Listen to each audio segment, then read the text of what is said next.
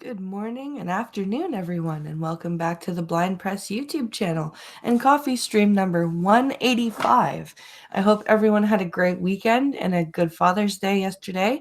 I do apologize for the lateness of the Blind and the Special last night and how short it was. But I'm back here with another coffee stream. With some news, some great news for, well, not great news, but some stories that will make us all scratch our heads and wonder wonder about how incredibly stupid our governments are. We have lots of people trickling into chat here. We've got Blake. Good morning. Good afternoon. We've got Costin is here. Mr. Misanthropic here is saying sex. Green Thunder is here. All You Need, hello. Gunfox, hi. I'm not starting late today. Gunfox says, I wonder if Blind will be late today. Nope. No lateness. Haha. So, I've got lots of news for you guys, and I also put out a video yesterday. I hope you guys enjoyed that. It's called it's an installment in the Ranting Behind Glass Eyes series called Resting Bitch Voice. I hope you guys enjoyed that. It's a 3-minute video, so not too long. There's a couple more stuff that I recorded audio for. So we'll see. Next weekend we'll be at the cottage, though, so I don't know if we'll be able to get things edited, if Pinkala will be able to get things edited or not. But we will see. I hope to start, putting more videos out on a regular basis, as well as streams for you guys. So, let's see. Has anyone else? Oh, Duck Dog is here. Hello, Duck Dog.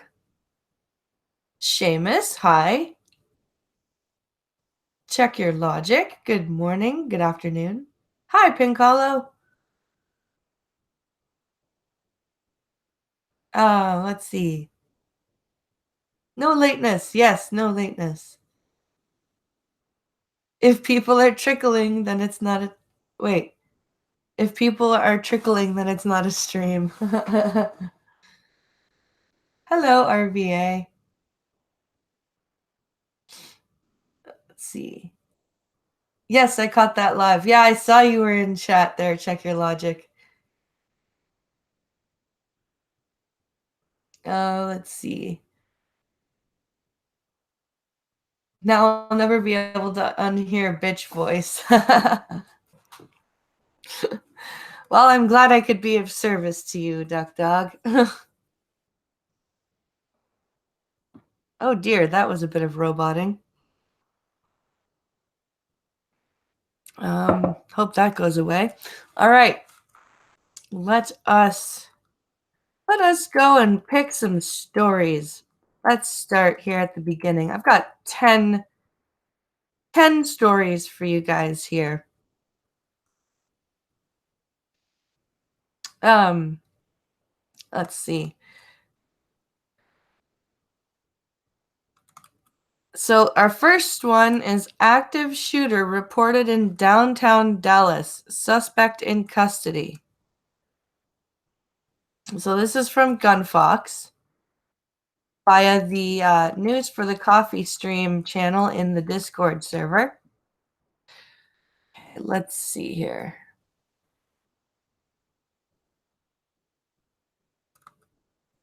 So we've got, this was posted.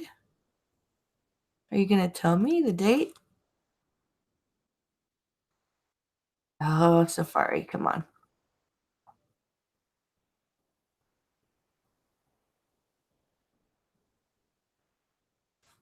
Oh, 49 minutes ago. Okay. So this is a very new story.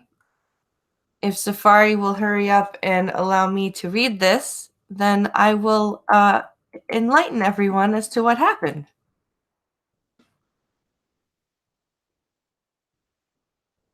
Oh, let's see. Mr. Misanthropics is good video, by the way. I'm glad it was short because I had 2 scoops of pre-workout coursing through my veins.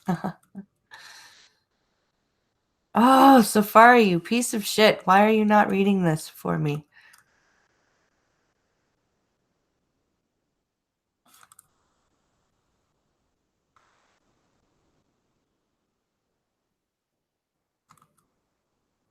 Okay, what we're going to have to do is we are going to have to... I will Google a different version of that story in a bit because it's not letting me read that one. It is Safari. There's something, probably an ad or a flash pop-up that is not allowing my screen reader to read it. So I will Google Safari is a jungle of code. Yes, it is. It's a jumble of code. Yes.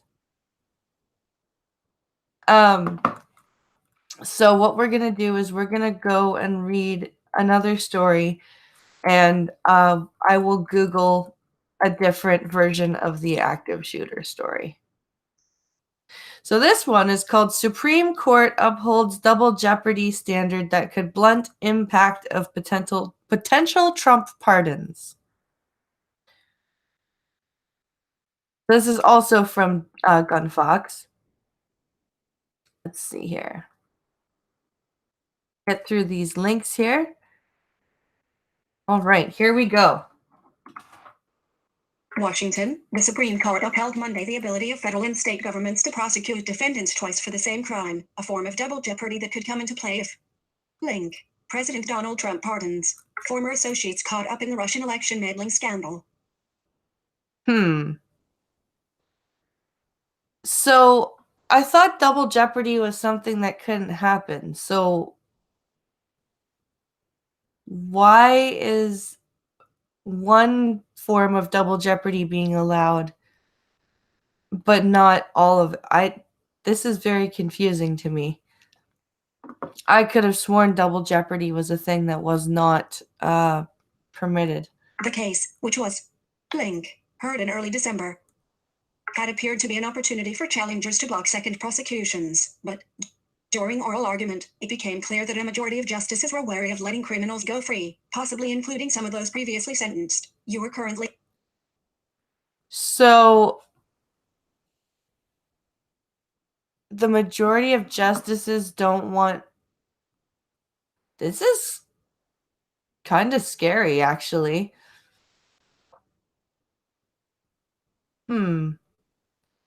This is really... Wow. I don't like this. The case had gained attention largely because of the possibility that Trump could pardon one or more of his former associates convicted in federal court by special counsel Robert Mueller as part of the investigation into Russian interference in the 2016 election. More. Link. Mueller report. Why complimentary? The Supreme Court ruled on federal and state governments' powers to try defendants separately for the same crime. Image. The end of complimentary.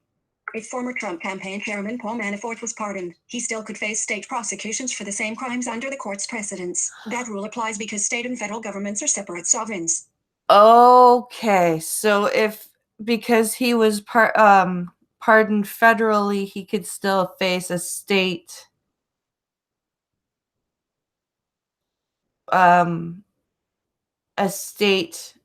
prosecution. Double jeopardy is unconstitutional, says Mr. Misanthropic.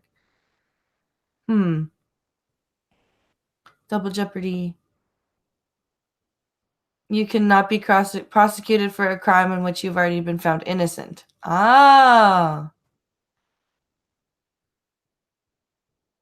This is why I've always said there needs to be an electoral process for justices. Yeah. I can see that. The Justice Department in a coalition of 36 states vehemently defended the status quo, which has led to successful second prosecutions after acquittals or hung juries. It enabled Mississippi to convict Link Edgar Ray Killen of murdering 3 civil rights workers in 1964 after federal charges didn't stick. It helped the federal government convict 2 Los Angeles police officers for the notorious 1991 Link beating of Rodney King. After a county jury acquitted 4 officers of nearly all charges, and it helped federal officials win a guilty plea from a South Carolina police officer for the 2015 Link shooting death of Walter Scott. See, okay, so they want to uphold. So this is something that they want to uphold, and I've always heard that there was different. I've heard different stories about the Rodney King stuff. I've heard, what's it called? Counter indicative stories that do not match. And an unarmed black man, after a state jury deadlocked. If the court were to revert to a strict rule against double jeopardy, Associate Justice Stephen Breyer said when the case was debated, look at the door we're opening up. 2 years ago, the court ruled 6-2 that Link, Puerto Rico could not prosecute a suspect after his federal conviction because the territory, unlike states, derived its power from the United States. At the time, Associate Justices Clarence Thomas and Ruth Bader Ginsburg suggested that the court consider a similar approach for all levels of government. Wait, so because Puerto Rico is a territory and not a state, they can't have that privilege. And Ruth Bader Ginsburg wanted that to be the go-to for everybody. I don't think that works very well there, RBG. Hello, Goat Man.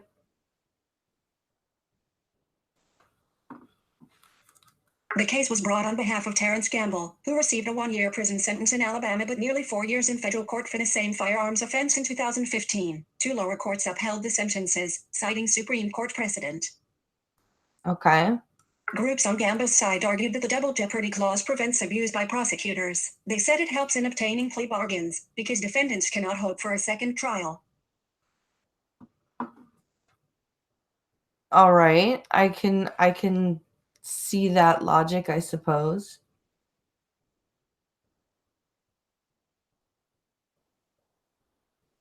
Let's see.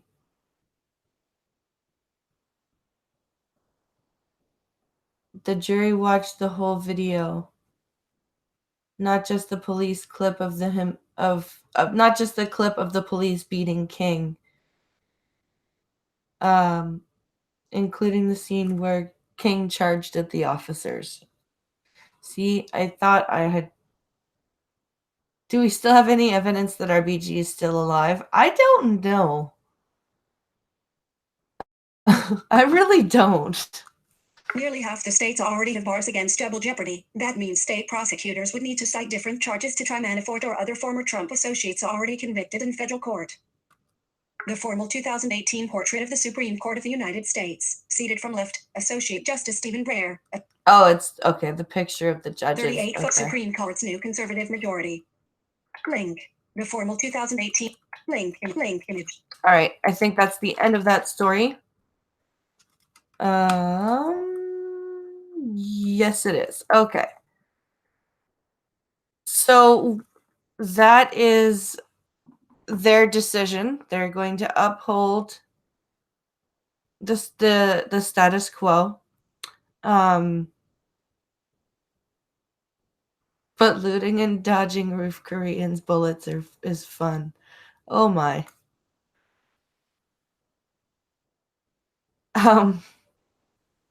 Anyway, so this is a bit of a harsh story to read, but man sentenced in deaths of 2 girls found on Colorado farm. And this is where the doomsday cults are evil thing comes in the description.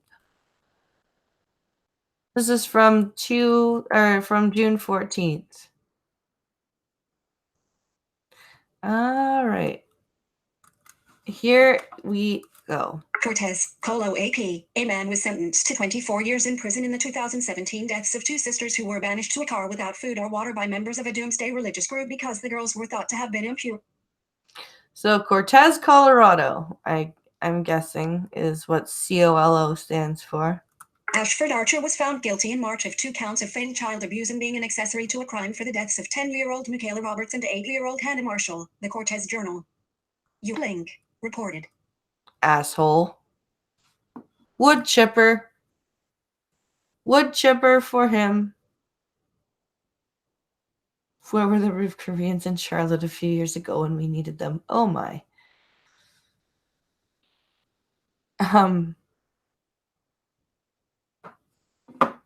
Thursday, Archer was sentenced June 4th by District Judge Carrie A. Loader to 24 years in prison on the child abuse counts and 6 years on the accessory count, with the sentences running concurrently. So that means that he will have 30 years in prison because he will have to do the 24 and then the 6. I think that's what concurrent is. Third party at the bodies of the sisters were found in a car parked on a San Miguel County farm near Norwood in southwest Colorado in September 2017. Authorities said they died of heat, dehydration, and starvation. Oh, what a piece of shit. And pieces of shit in the cult members too, because they let it happen.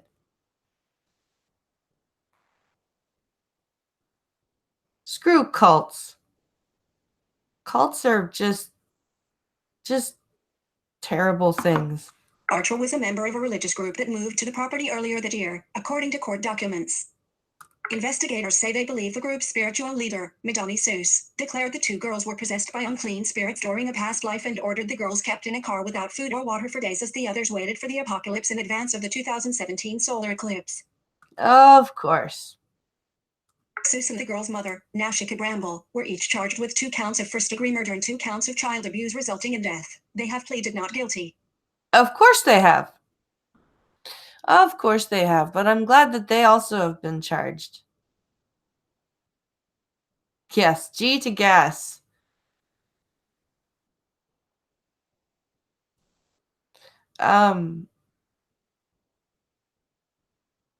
If 24 and 6, he must fulfill the shortest before possibility of parole. Ah. Bramble's trial is scheduled for July 8 in Montrose, while Sue's trial date is pending, said Sherry McKenzie, spokeswoman for District Attorney Dan Hodson-Piller.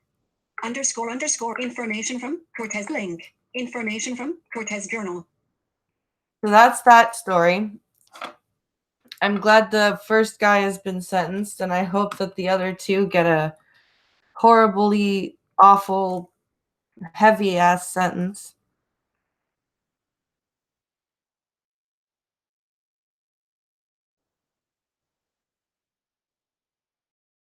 So, here we go with the next story.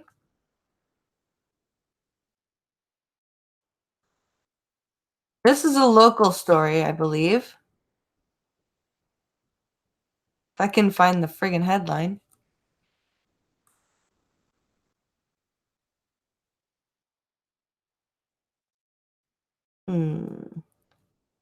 Link. Yes, I understand.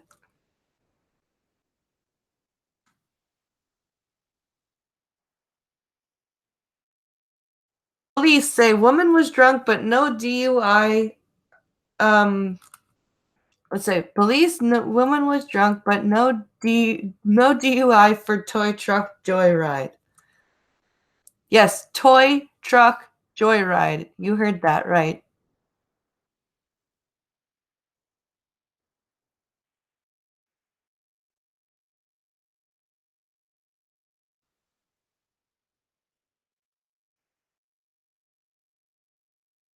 Let's see here.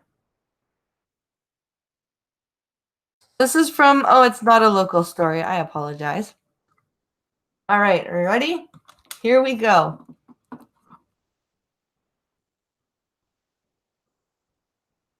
Oh, concurrent sentences are served at the same time. Oh, okay, I always get consecutive and concurrent screwed up. Always. Thanks for that, dude. So this is Valhalla, SC, AP. A South Carolina woman who police say was driving drunk will not be cited with a DUI because her vehicle of choice was a toy truck. How do you okay, so was it an RC truck, or was it one of those like pedal trucks, or what? I'm confused here. News outlets quote police as saying that instead they charged 25-year-old Megan Holman with public intoxication. 25. Okay.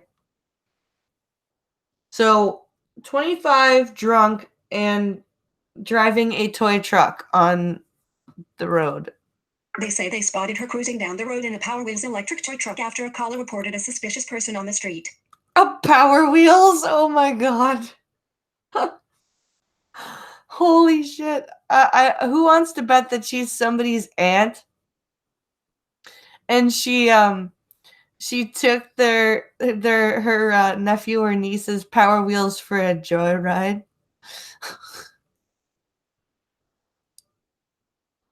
Oh, sure, but they give me a DUI on a golf cart, says Mr. Misanthropic.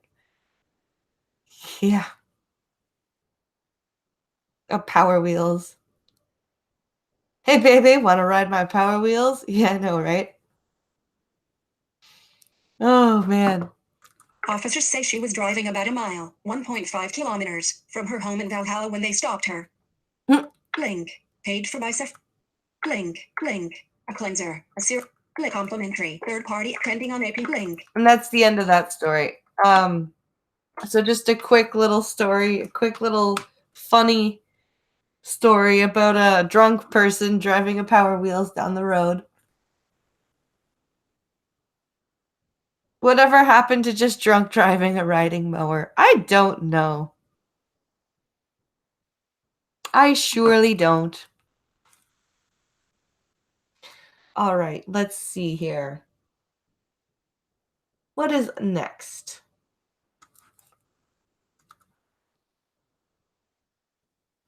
Moscow warns against baseless accusations on for tanker attacks. What do you mean baseless accusations?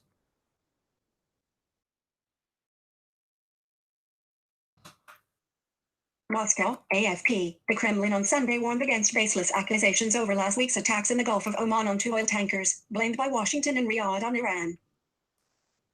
Okay. Who do you think did it then, Russia? Seriously, who do you think did it? Are you gonna take the blame for it? Do you know something we don't know? Are you gonna say they just blew up by accident? Such incidents can undermine the foundations of the world economy. That's why it's hardly possible to accept baseless accusations in this situation, said Kremlin spokesman Dmitry Peskov. We always urge a sober appraisal of the situation and to wait for more or less convincing evidence to appear, Peskov said on Russian television, extracts of which were published by the RIA Novosti news agency. More or less good evidence. Wouldn't you want more convincing evidence either way, whether it be that Iran did it or that they didn't do it? You don't want less convincing evidence. You want more convincing evidence of either situation. Let's see. Jolly Rogers Bilgewater says Iran has nothing to gain from it, so I agree with Russia here. Hello, by the way, also, morning. I want to joke about the DUI charge, but I almost got one over a bottle of Listerine. Oh, shit. Note to self, no DUI in a Power Wheels. Yeah.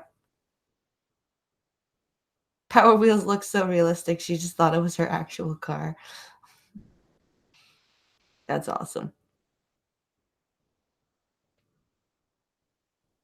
It doesn't make any sense, just like with Syria, this reeks of a false flag op.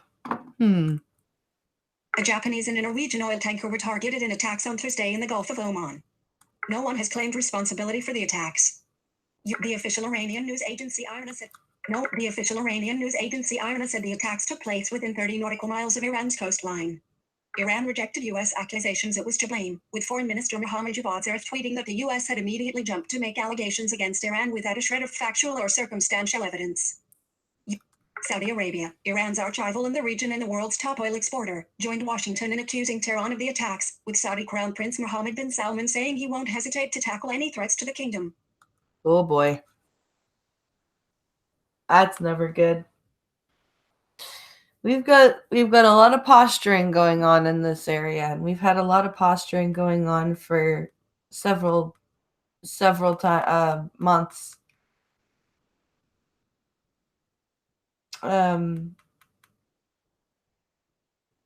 They knew our fleet was on its way there too. This is all too perfect timing. Yeah, that's a good point. It's a very good point. For his part, the Speaker of the Iranian Parliament, Ali Larijani, hinted Sunday that Washington could be behind the suspicious tanker attacks in order to pile pressure on Tehran, IRNA reported.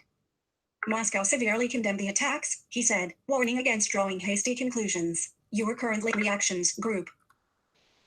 So that's the comments section. So yeah, Moscow is basically saying, let's put the brakes on here. Let's figure this out and not blame Iran right away. As the war machine keeps turning with musical notes.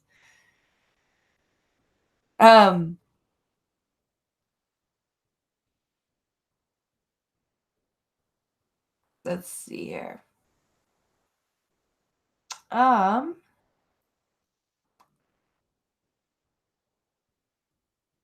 What do we have here? Our next story is Iran says it will break uranium stockpile limit in 10 days. But they're not making nuclear bombs or anything like that.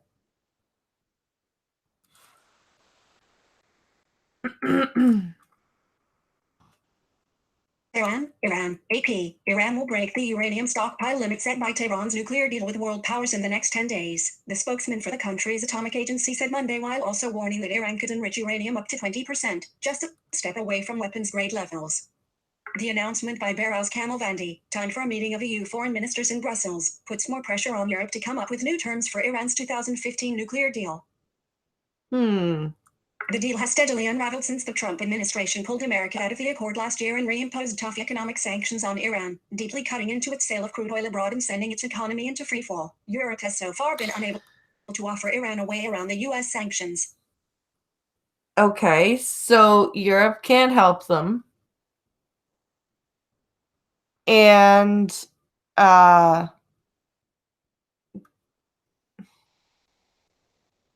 the development comes in the wake of apparent attacks on oil tankers last week in the Mideast, assaults that Washington has blamed on Iran. While Iran has denied being involved, it has used mines in the past against commercial traffic around the crucial Strait of Hormuz, through which a fifth of the world's crude oil passes. See, this is why it's so... this is why stuff like this is so dangerous, because people who don't know very much about posturing and war and politics just see stuff like this and get really scared. I'm talking about the civilian population at this point. And the news doesn't help either, because they don't understand half of the shit that they report. And it just makes for a big problem. Mr. Misanthropic says, there seems to be a really big effort to get the U.S. into another war. I would agree. It's very interesting to see that there are so many people that are pushing for another war, when really the U.S. does not need another war right now.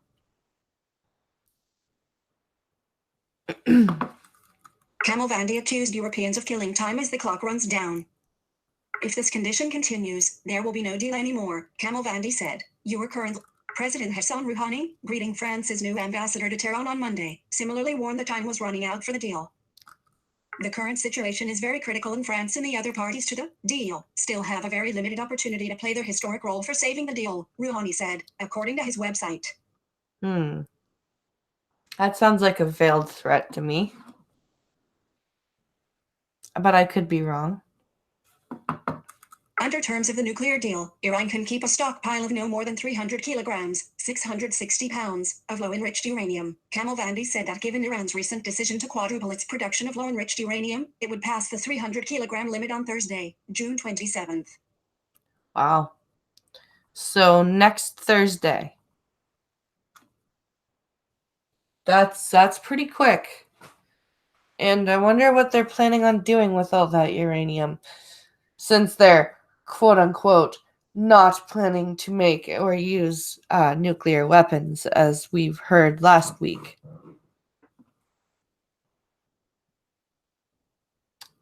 Very interesting. Ukraine. The United Nations nuclear watchdog, the International Atomic Energy Agency, said last month that Iran still remained within its stockpile limits. The Vienna-based agency declined to comment Monday on Iran's announcement. Kamalvandi said Iran needs 5% enrichment for its nuclear power plant in southern Iranian port of Bushehr, and it also needs 20% enrichment for a Tehran research reactor. The nuclear deal had limited Iran to enriching uranium only to 3.67%, which is enough for power plants and peaceful purposes.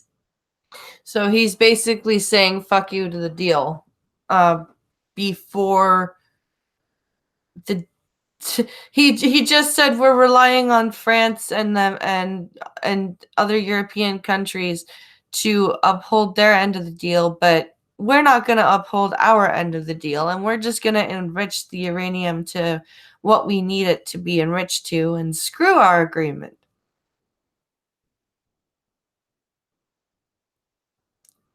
And because of a lot of the top levels of our government are make their money off of war. Yes, they do. But after America's pullout and escalated sanctions, Tehran set a July 7 deadline for Europe to come up with better terms for the deal, or it would take additional steps away from the accord, likely meaning it would boost enrichment further. Kamalvandi enforced that stance, saying that Tehran will increase uranium enrichment levels based on the country's needs. You are currently on it. So it's just going to say, screw you, screw the deal that we just asked you to uphold. We're going to do what we want. Brilliant. Third party at enriching a supply of uranium means boosting its concentration of the type of uranium that can power a nuclear reaction. That type, or isotope, is called U-235. Enrichment basically means stripping away atoms of another isotope, called U-238. Boosting its purity to 20% means removing 22 more unwanted isotopes per atom of U-235, while going from there to 90% purity means removing just 4 more per atom of U-235. 90% is considered weapons-grade material. Wow.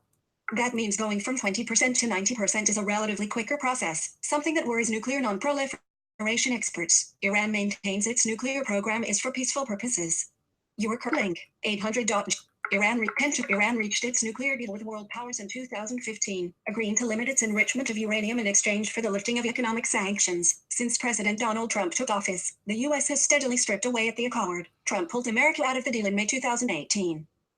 I wonder what I still can't figure out why, though.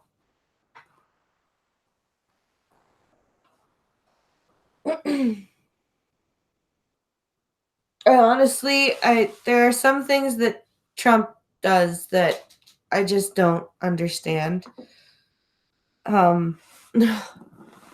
Mostly because there are some parts of American politics that I don't quite understand, and I'm fully willing to admit that. Let's see. Tensions have ratcheted up in the region since last month. The U.S. rushed an aircraft carrier strike group and other military assets to the Mideast in response to what it said were threats from Iran. Meanwhile, a series of mysterious attacks have targeted oil tankers, and Iranian-backed Houthi rebels in Yemen have launched a series of drone and missile attacks on Saudi Arabia. As you said, Mr. Misanthropic, very interesting, very coincidental.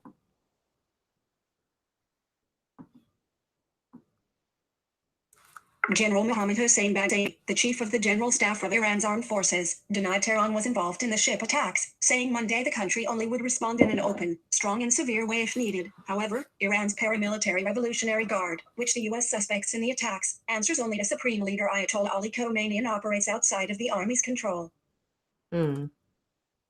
Kamal Vandi spoke to Iranian journalists in a news conference at the country's Arak heavy water nuclear reactor. Such reactors produce plutonium that can be used in nuclear weapons. Iran, under the nuclear deal, had reconfigured the facility to address Western concerns on that issue. You are currently on a text element. However, Kamal Vandi said the country could rebuild the facility to make it produce plutonium. He also said Iran would continue to allow the UN to inspect its nuclear facilities for the time being. For the time being. The U.S. alleges Iran used limpet mines to target 2 tankers last Thursday, pointing to black and white footage it captured that American officials describe as an Iranian Revolutionary Guard vessel removing an unexploded mine from the Japanese-operated tanker Kakuka Courageous, one of the 2 ships that were targeted. You are currently on a text element. The Japanese tanker's owner said his crew described flying objects as having targeted the vessel. Oh, wow. That had to be scary. In Brussels on Monday, European Union foreign ministers said they were still looking for more information on who might be behind the incident involving the tankers. Germany and others insisted they need a clearer picture before wading into a diplomatic conflict which could have serious implications in the Middle East. That makes sense. They don't want another Iraq war. That's basically what this is. They don't want another Iraq.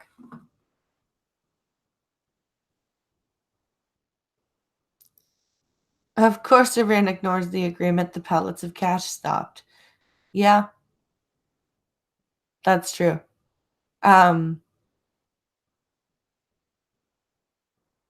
So they sent torpedo bombers. That's interesting. Wait, let me read this. So they sent torpedo bombers. That's interesting. I was thinking maybe some leftover mines from the Gulf War. That would make sense if it wasn't really targeted.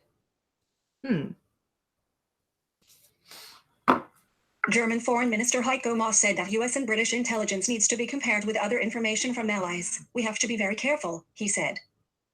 EU Foreign Policy Chief Federica Mogherini said it was not a time to jump to action without proper information. The maximum restraint and wisdom should be applied, she said ahead of the monthly foreign ministers meeting in Luxembourg. Yes. Again, nobody wants another Iraq. They want to make damn sure before they go into war that they're going into war for a reason. Hello, Bjorn.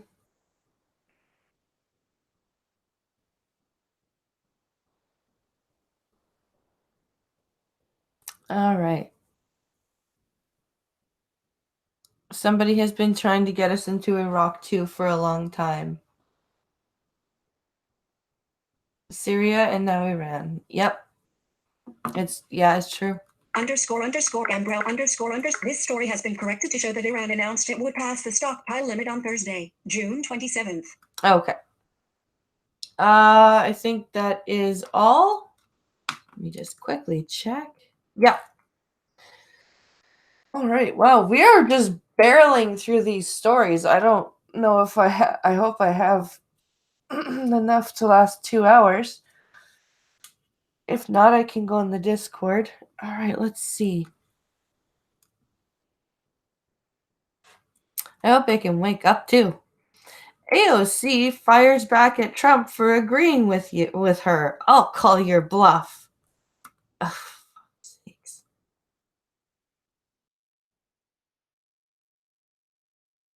What a stupid person.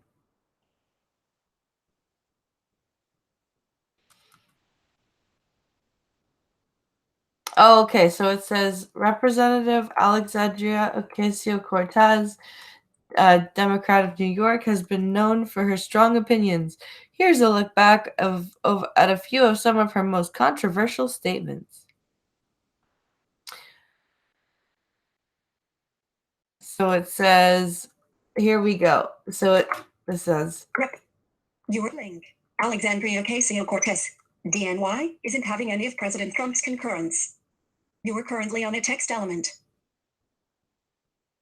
18-point roboto after the president black on white. DNY isn't having any of after the president cheekily tweeted over the weekend that he agrees with her assessment there's a very real risk he will win re-election in 2020 and suggested that's why Democrats use the impeach card. The progressive firebrand cited their mutual New York connection in hitting back.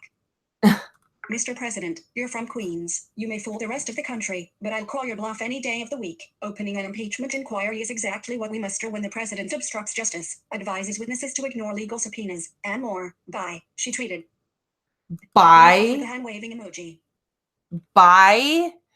What is with these people and their unprofessional, like last night with the Destiny's Child crap, and then this. Like, just bye. Bye. You stupid old man. Bye. Like, what? Holy shit.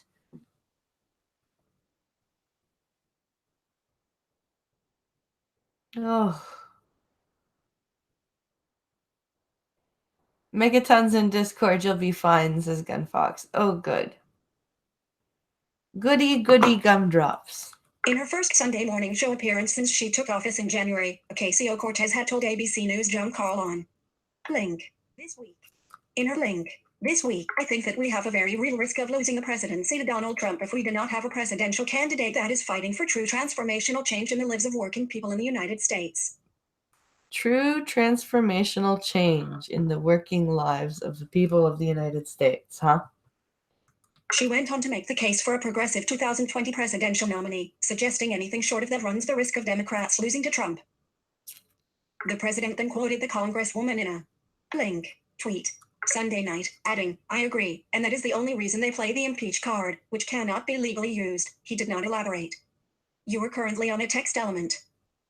Link Sunday in her earlier interview, Ocasio-Cortez called an impeachment investigation a constitutional responsibility. That prompted Carl to press Ocasio-Cortez on reports that progressive Democrats are frustrated with House Speaker Nancy Pelosi, who has resisted calls for impeachment proceedings. A constitutional necessity? Wait. Sunday, in her earlier interview, Ocasio-Cortez called an impeachment investigation a constitutional responsibility. Oh, constitutional responsibility. Okay. What? But no.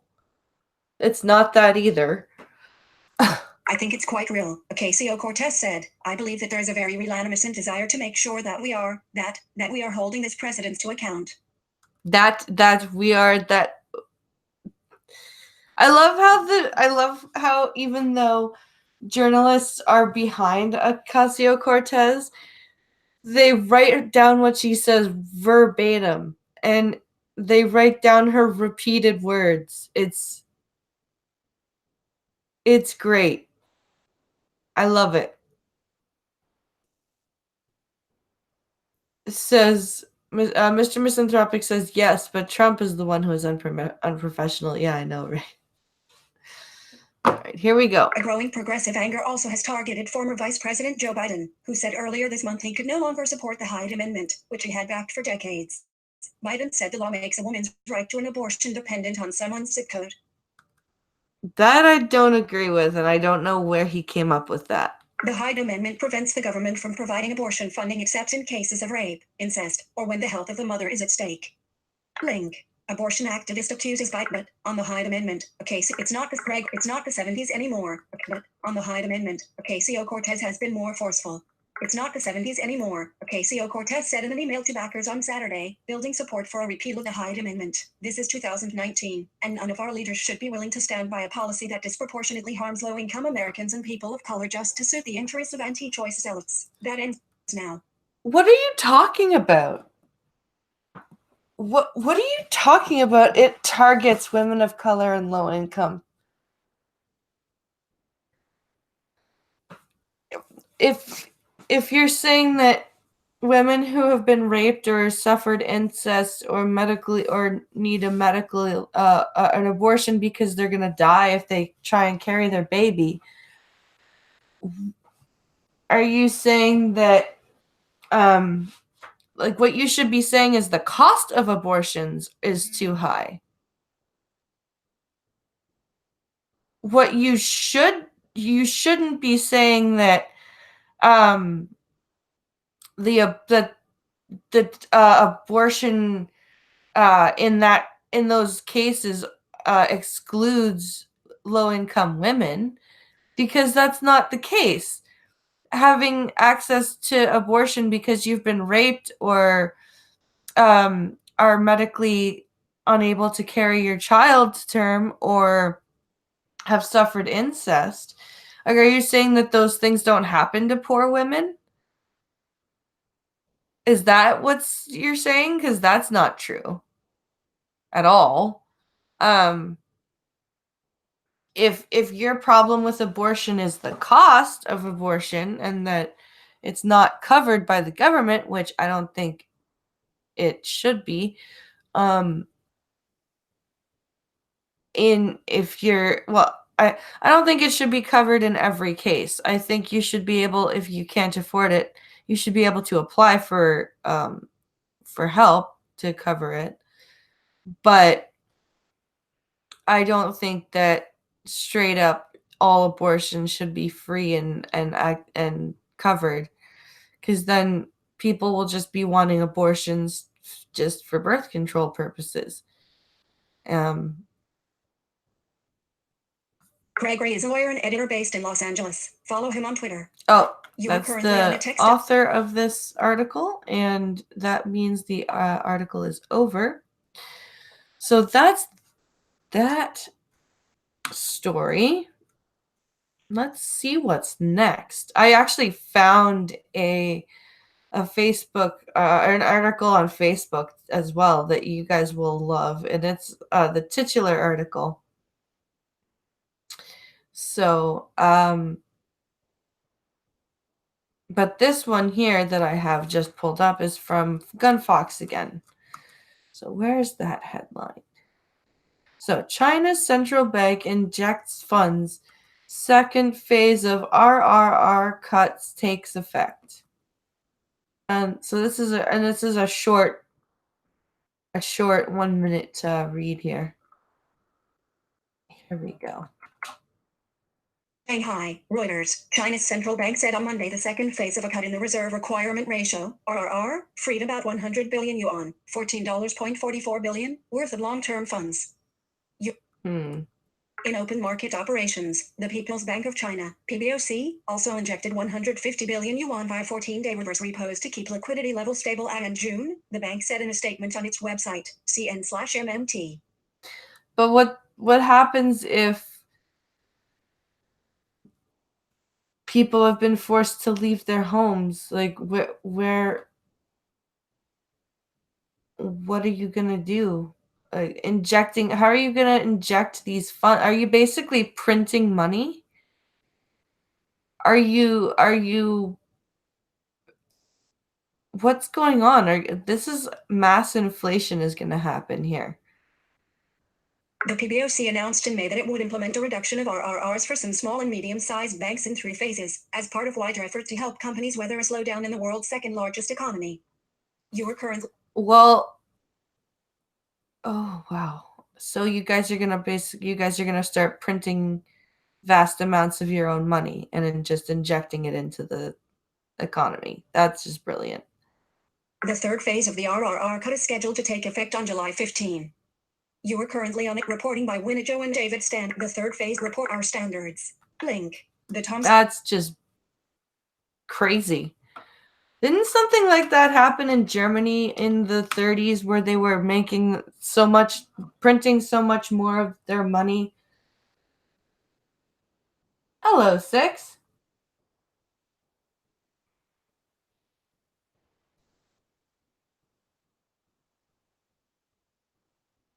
It's current year, guys. Yeah, I know, right? Um, that's why they want to use abortion as birth control. Yep. What happened? Um, what happened was the. What do you mean? What happened? Are you talking about me? Was saying what happened with the Germans?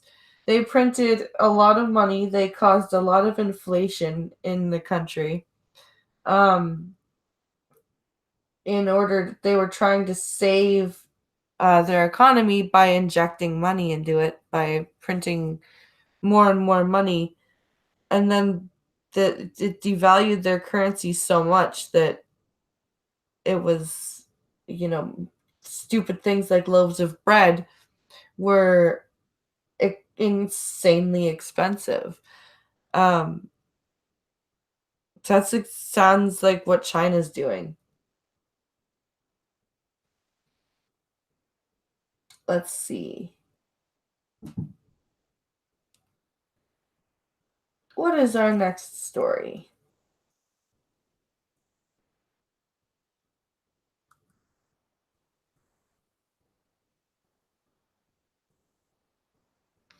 Ah, yes.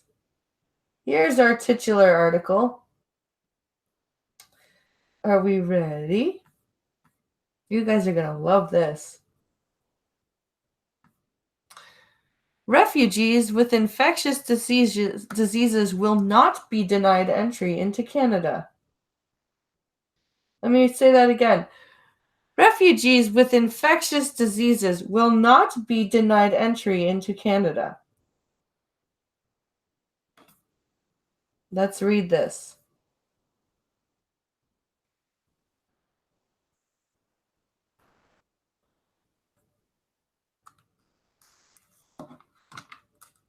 Health Minister Jane Philpott says Syrian refugees with infectious diseases such as tuberculosis will not be denied entry to Canada.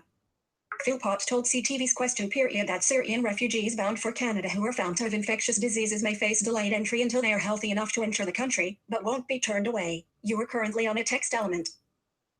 So where are you going to house all these people? Where are you going to quarantine them? We would make sure they get appropriate treatment. It would not lead to a denial as a cause in itself of being able to be accepted as a refugee to Canada, but it may delay somebody's travel, said Philpott. You are currently on. Who's going to pay for all that?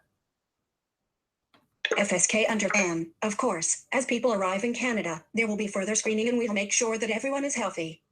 You are currently on a text Okay, element. but who's going to pay for the recovery of somebody, for them to sit and recover from tuberculosis?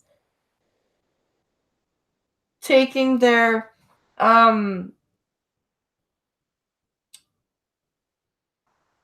like taking their meds, getting the appropriate medication, the appropriate time for recuperation. Who's going to pay for all of that? Me, I will, says Check Your Logic. Better your country than mine, says Duck Duck. Yeah, they'll keep getting put where all the other refugees keep getting put. In Montreal at the Big O. Yeah, that's true. China is a lot weaker than most people think. Look at Hong Kong. That's true, Gunfox. There's going to be another bubonic plague or Spanish flu. Yep. I don't like that, says All You Need. I don't either. Sounds like what happened before World War II.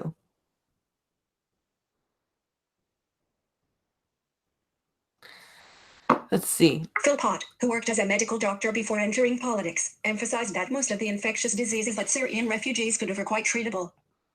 So that doesn't mean that you should introduce them to a population who's not used to such things like tuberculosis. That is such stupid logic. Oh, well, they're quite treatable diseases, despite the fact that this population hasn't been exposed to those diseases in quite a while. Wow. That's stupid. Hello, Martin.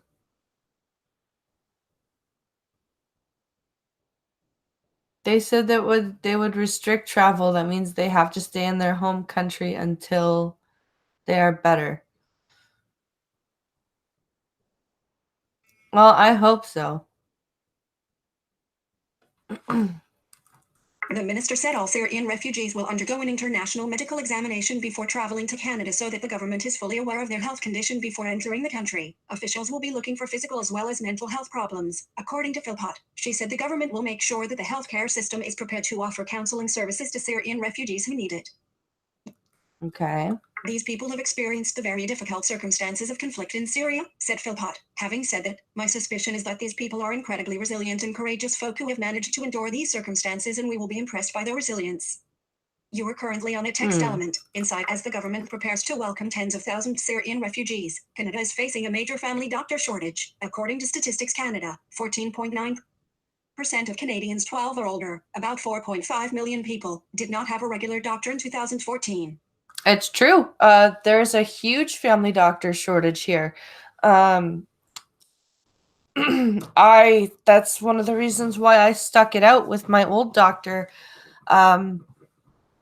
especially when I found out that she was retiring, because she had been replaced by a much younger, more open-minded doctor.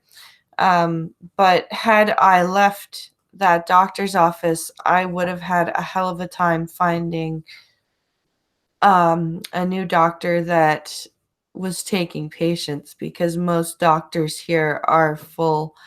They will not take patients. It's ridiculous. It's hard. So let's see. What's chat saying?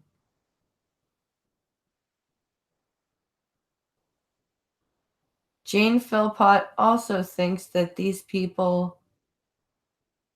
Oh, that all these people were. Wait, what?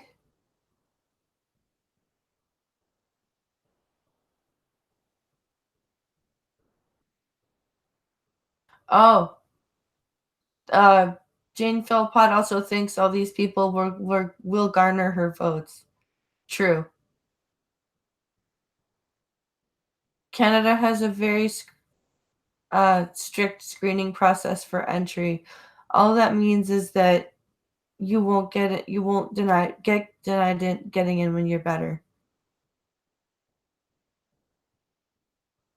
I could be okay with it as long as they are past the contagion stage.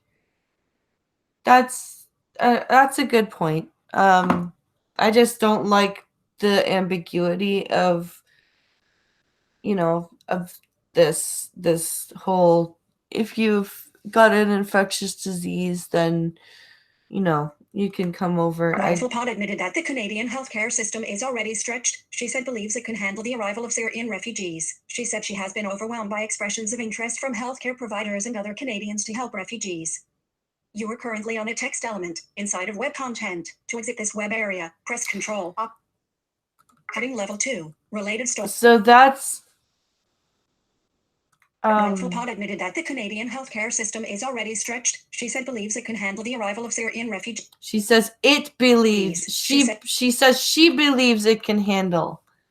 You're missing some words there, article. You're throwing me off. And she has been overwhelmed by expressions of healthcare providers and other Canadians to help refugees. Well, because we're Canadians. We like to help people. Hello, Mr. Dax. Hello, hello.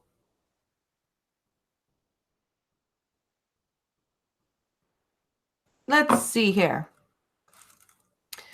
Do we have any more? Yes, violence at Hamilton Pride Festival under investigation.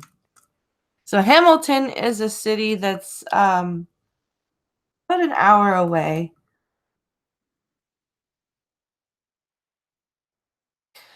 So let's read about this.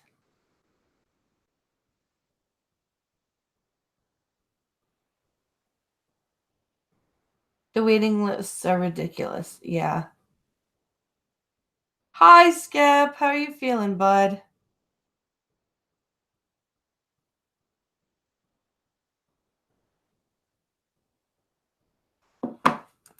Yeah, it's the waiting lists are so stupid for new doctors. I'm really hoping that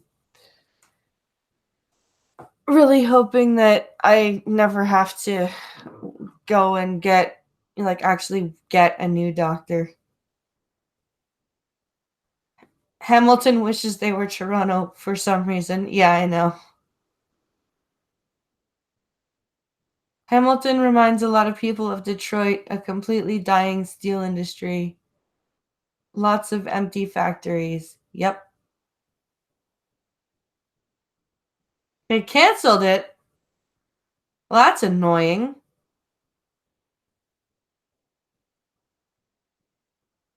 That's very annoying.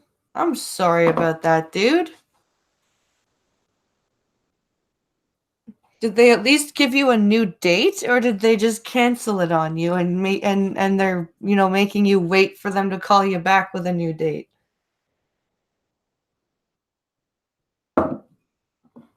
Because that's happened to me where they're like, we have to cancel, but we don't have a day for you yet. It's like, awesome. I am pissed off. I would be too.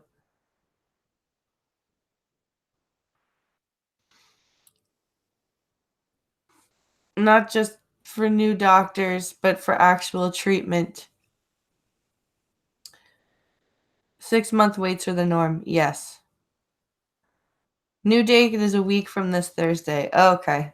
That's at least they gave you a new date, but ugh, that's awful.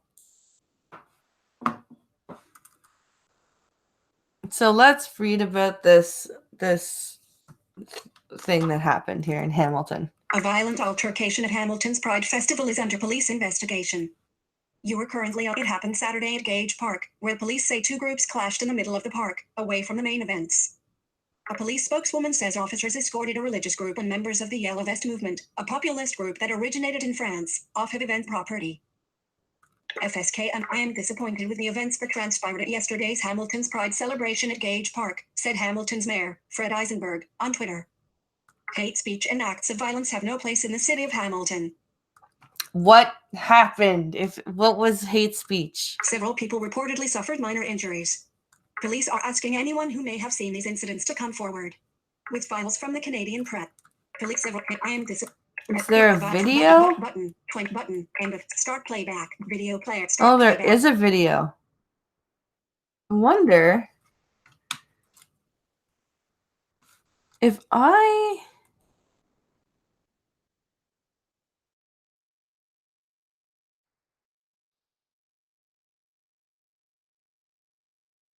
wonder. I'm still trying to figure out why it only shows my. I wonder why. Every time I go to share my screen, it shows you guys my desktop, and I wonder why that is. Because there's a video here. Is it?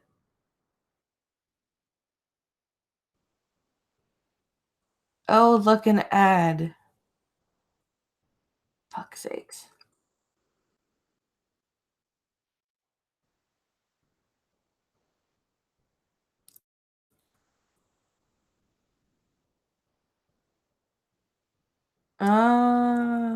Yeah, no, it's just.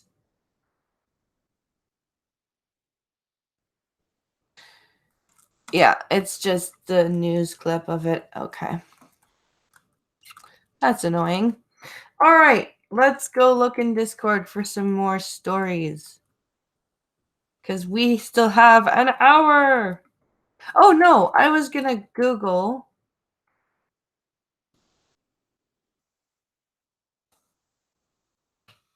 A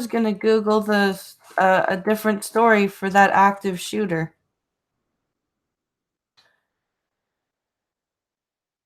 All right, let's see.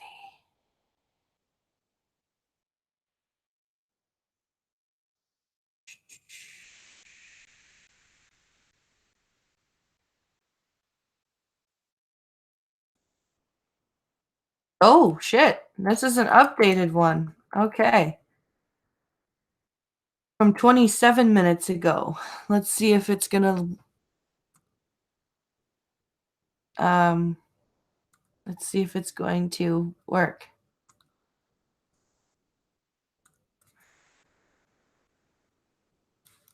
Let's see here. So, active shooter dead after shots fired at federal building in Dallas. All right.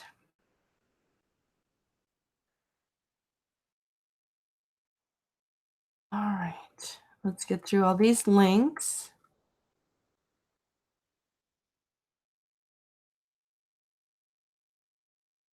Shots fired. All right, here we go. Dallas, CBS DFW.com. Officials in Dallas have identified the person who they say opened fire outside the Communicable federal building in downtown Dallas. The FBI says Brian Isaac Clyde was killed after a gunfight with federal officials outside the building. Wow. Dozens of Dallas Police Department squad cars and emergency vehicles from Dallas Fire Rescue were on the scene after the active shooter situation at the building in the 1100 block of Commerce Street. At a morning press conference, FBI Dallas Special Agent in Charge Matthew J.D. Sarno explained, shortly after the incident began this morning, officers from the Federal Protective Service engaged the shooter, who was later identified as Brian Isaac Clyde. He was taken to Baylor Hospital and pronounced deceased on scene. Okay, then. Link. Dallas link. Active shooter incident downtown Dallas. There has been an exchange of gunfire between the suspect and federal officers. The suspect was shot and transported to an area hospital. No officers or other citizens injured. Good. Link. So that's that. That's what happened. So he's dead.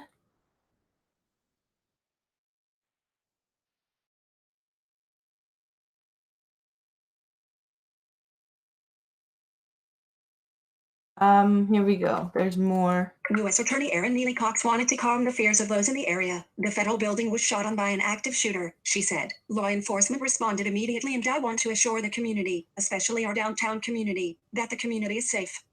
How many times are you going to say community in one sentence, lady? Crane. Video captured on cell phone by Dallas resident Tim Brown shows a masked person outside, armed with some type of long rifle, firing near an entrance to the building. The sounds of gunshots can be heard and smoke can be seen coming from several feet away, as the gunman runs across the street into a parking lot and collapses.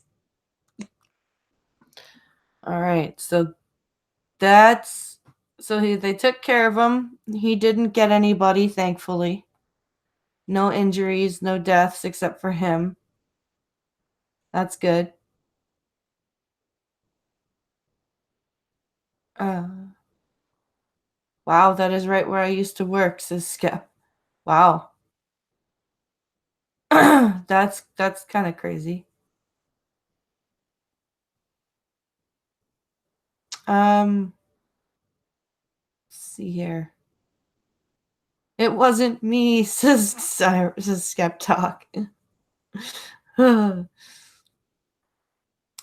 That's something Alex has started doing. Basically a spectacular suicide. Yes. Exactly.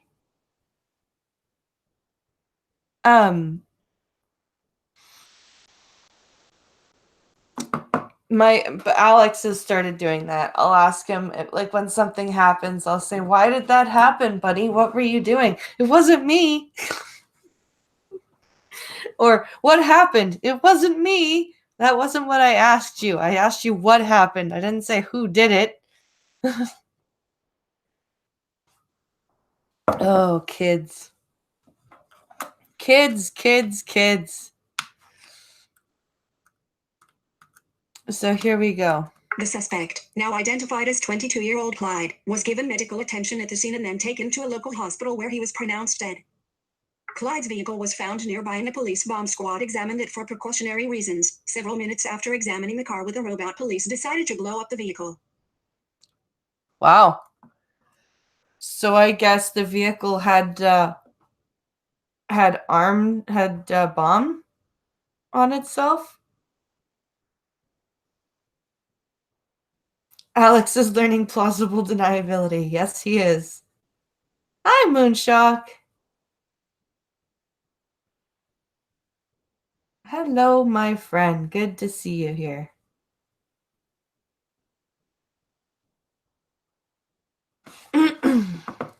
Link. And that's the end of that, I believe. Link. Yep. Link. View on Twitter. All right. Now let's go find some. Oh, after the shooting, witness Don Miles told CBS 11, "I just saw a burst of people running out and around the shots. It was just shots, maybe 10 to 15 shots, all rapid shooting, and I just ran across the street into the traffic." Well, that was silly of you. All of the streets around the federal building, Commerce, Southfield, Jackson, and South Griffin streets have all been closed. Officials say no officers or citizens were injured during the incident. Because the shooting happened on government property, the investigation has been handed off to the FBI. They will be assisted by the ATF. Oh, great! Maybe the ATF can fuck this up too. And the Secret Service, U.S. Marshals, and the Dallas Police Department.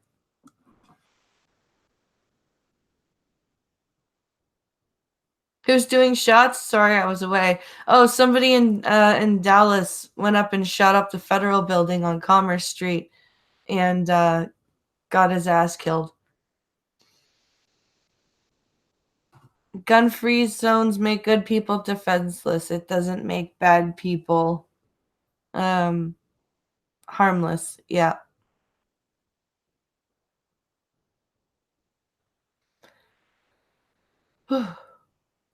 Let's see. Well, it's Dallas, says random American. No loss. Let's see here. What else do we have? Let's go back in Discord and see what we can see here.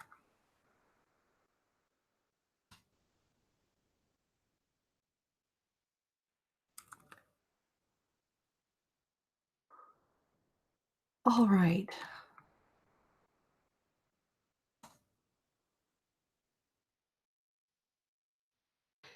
Alrighty then.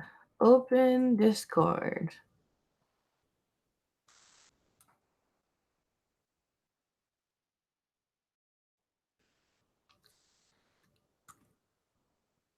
Okay.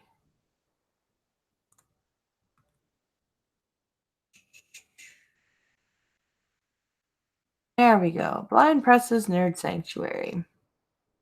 And we need news for the coffee stream channel. One giant leap for womankind. NASA vows to land first female astronaut. Oh, probably on the moon. Yeah, on the moon. Of course.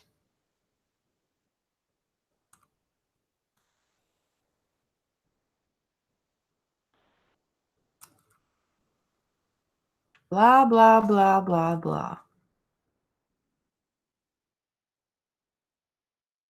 All right, here we go. Where's that headline?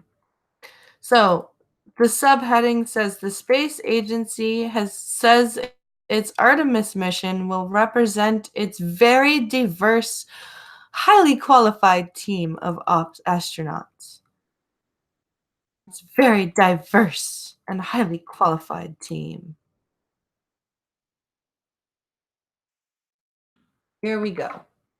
NASA has laid out plans for the first woman to set foot on the moon by 2024 as part of a new program testing technology that will eventually be used on Mars. So it's going to take you another 5 years to do this? The mission has been named Artemis, the mythological twin sister of Apollo, the first moonshot mission's namesake. Of course. Sponsored link. Played link. Recommended by XP said, this speaking at the Paris Air Show on Monday, NASA Administrator Jim Bridenstine said the program would consist of a very diverse core team of astronauts. A very diverse core team, huh? So we're going to have a woman, a trans person, somebody with some form of disability somehow,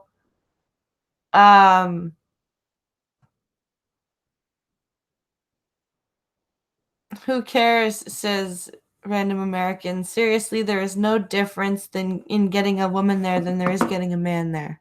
It's not an accomplishment. I would agree with you on that one. I've intentionally been quiet. I hope you don't mind. Nope.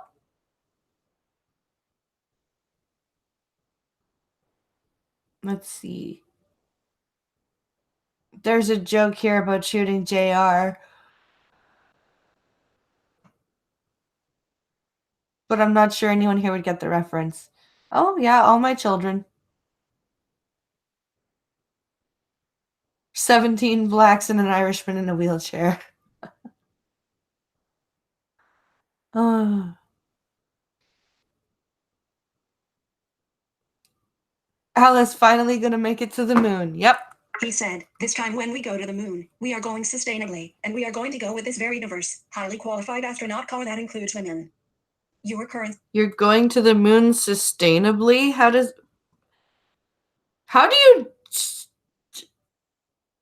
do you travel somewhere sustainably? Was it Dallas? I thought it was All My Children.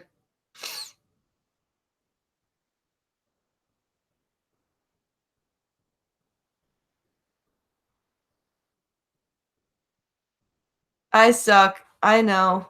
Thank you. Laugh at me now.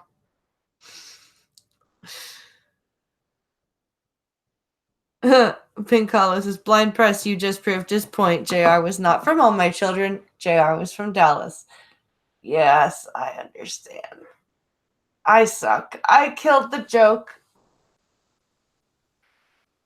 I am a joke killer.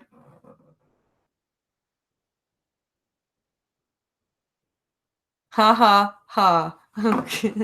Image, Buzz Aldrin, DC, United States. This 20 July 1969 file photo release. Oh, there's a Buzz Aldrin picture. Image. Buzz Aldrin, end of image. The announcement came almost 50 years after the first man, Neil Armstrong, famously graced the lunar surface in July 1969. Dimmed, vertical link. Skip to content. Banner. Link image. Level 2. The space fill 2 copy 11 group. So I think that's the end of that story, because it's just taken me back to the top.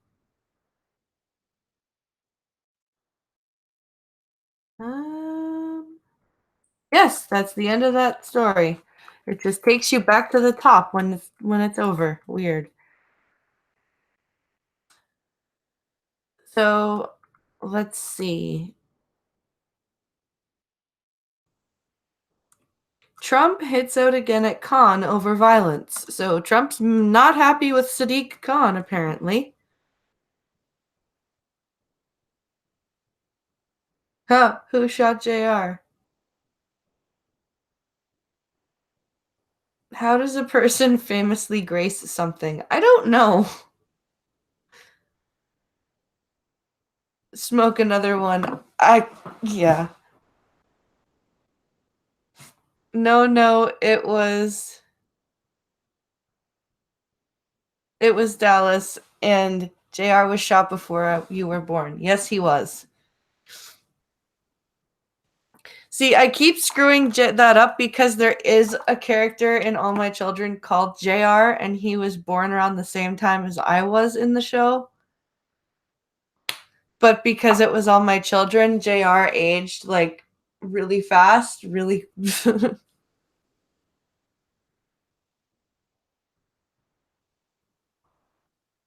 Hello, YouTube. If it's done by Grace Jones.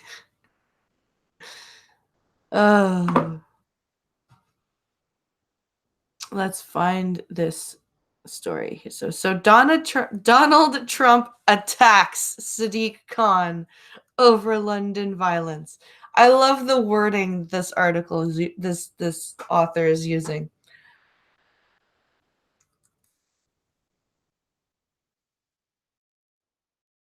All right.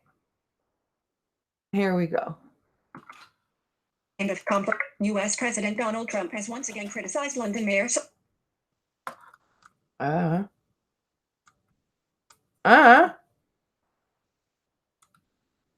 What the hell? Attacks in London in less than 24 hours.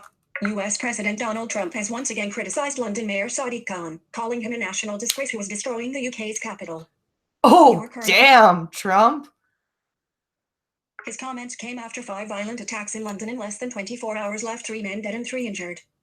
That's a pretty strong statement, dude.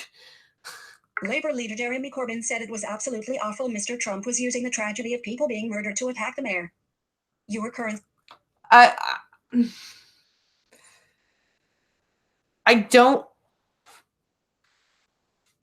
disagree with Trump, but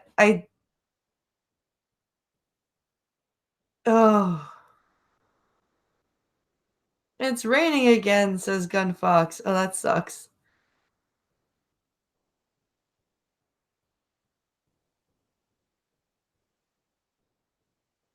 Let's see. Trump-driven suplexes Sadiq Khan into the Atlantic Ocean. Police have increased patrols in the capital following the attacks. Your President Trump's tweets follow. Link. A long-running feud with Khan. Period. Retweeting a post by right-wing commentator Katie Hopkins about this weekend's violence in London, the president said Mr. Khan was a disaster and the capital needed a new mayor. You are currently on a textile. Well, wasn't it him that said that dealing with bombings and stuff like that was just part and parcel of living in a big city?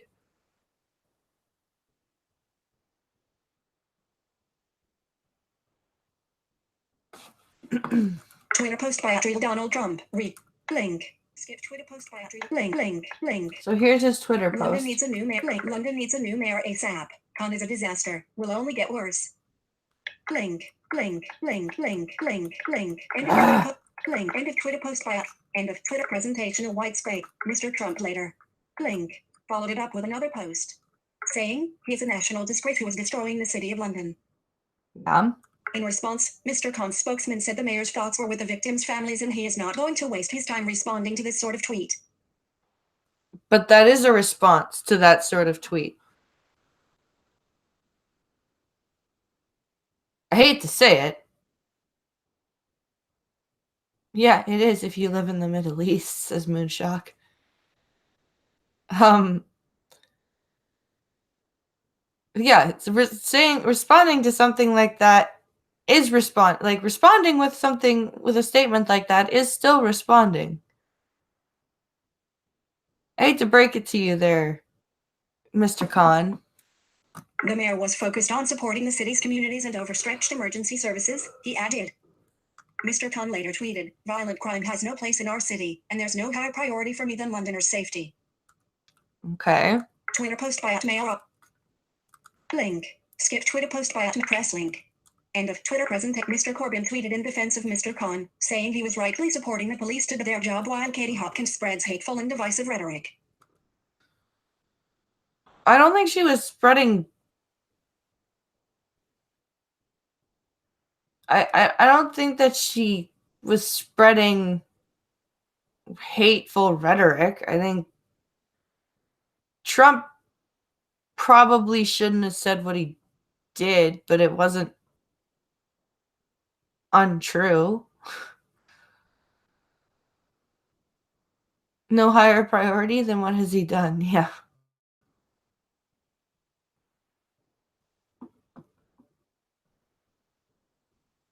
Okay, so go away with their...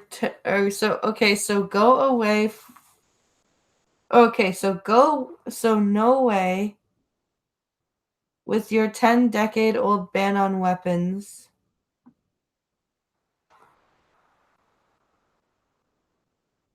And allow with them... Oh, so throw away a 10-decade-old weapon ban and allow them to defend themselves. Yeah?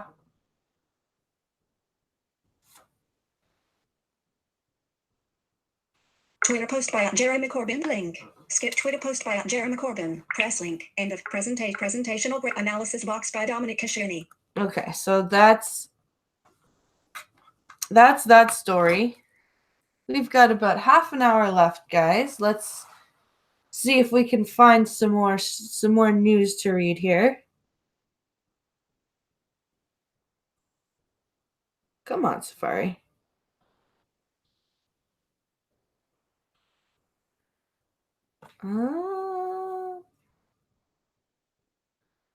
Young, radical, and ready for tear gas. How did Hong Kong protesters, many of them barely out of their teens, manage to force the government's hand? Interesting.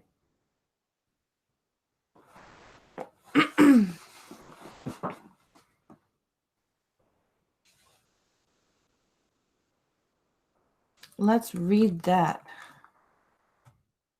This is about the protests about the extradition treaty to China.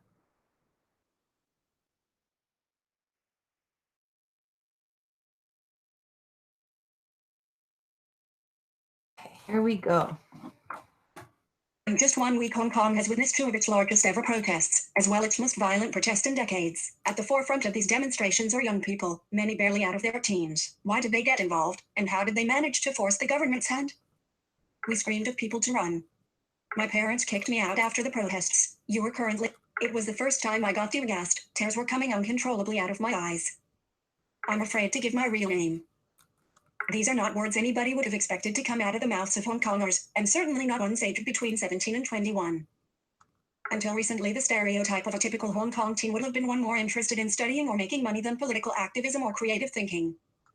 But last week saw the streets around Hong Kong's legislature taken over by young people wearing masks, setting up barricades, and throwing gas canisters. Blink. A protester throws back a tear. Image caption Wednesday. In just one, we screamed at my parent. I'm afraid to give these. Until recently, the stereotype of a typical Hong Kong teen would have been one more interested in studying or making money than political activism or creative thinking. But last week saw the streets around Hong Kong's legislature taken over by young people wearing masks, setting up barricades, and throwing gas canisters back at police.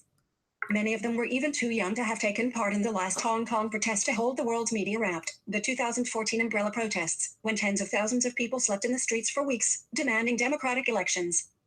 Wow. Heading level 2, fear of the Chinese future. The 2014 protests, which were also known as the Occupy Central protests, ended without any concessions from the government. This time round it has been different. The latest demonstrations against a controversial bill that would allow people in Hong Kong to be extradited to mainland China has, strikingly, forced the government to apologize and pause its plans, effectively shelving them, say many analysts. Wow. Way to go, guys. I think. So what is different this time round? And what role has this generation of young activists risking tear gas, rubber bullets, and even arrest, let alone their future employment prospects, played? List 3 items. Black square. Link. All the content. End of list. Hong Kong's youth have experienced something of a political awakening in the last 2 decades. Link. The proportion of registered voters aged 18-35 rose from 58% in 2000 to 70% in 2016. Period. And it's not surprising when you consider that Hong Kong's political future is an increasingly pressing issue. The territory currently enjoys special rights and freedoms due to a handover agreement between the British, who previously colonized Hong Kong, and the Chinese government. But in 2047, the agreement enshrining Hong Kong's special status expires, and nobody really knows what will happen then. Oh, I didn't know that. Just wait until the Chinese government gets their forces there. Yeah.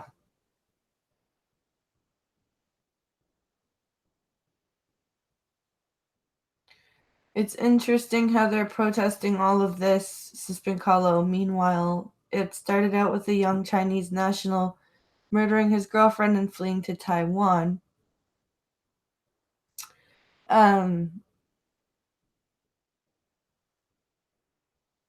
Murdering his girlfriend in Taiwan and running back to China. Oh, I see. Creative thinking, China, bro, pick one. Let's see.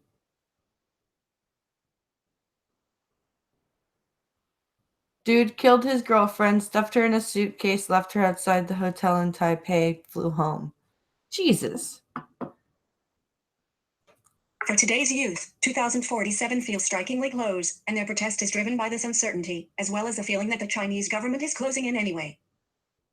It's because they probably are. Media caption protest. Page 0 protests. Media caption protest. And no longer certain the system will protect them.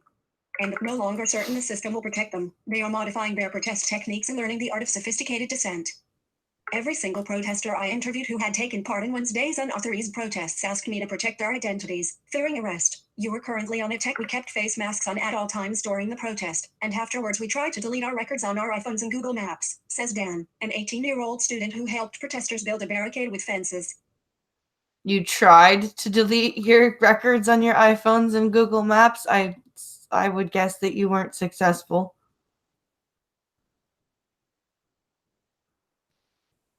Some have taken to buying paper train tickets rather than using their prepaid travel cards, on the basis this could make it harder for the authorities to trace their whereabouts.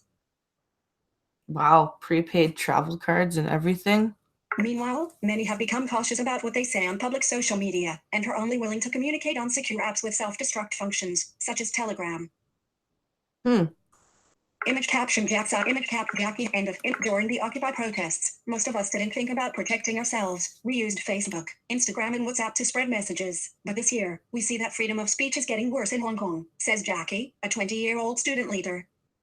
Having leveled to several people, including students and teachers from Hong Kong's most prestigious institutions, have been arrested, some of them from hospital where they were having injuries treated.